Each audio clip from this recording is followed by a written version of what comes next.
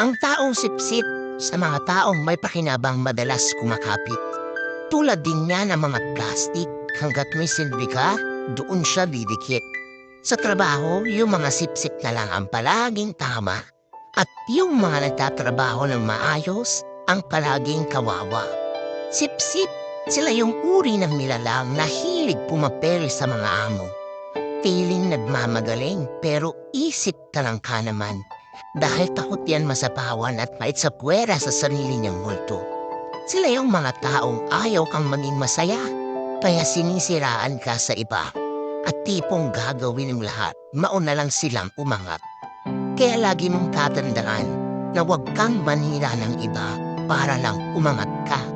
Dahil kahit ano pang pagpapaba mo ang gawin mo sa sarili mo, sisingaw at sisingaw pa rin ang basurang ugali mo.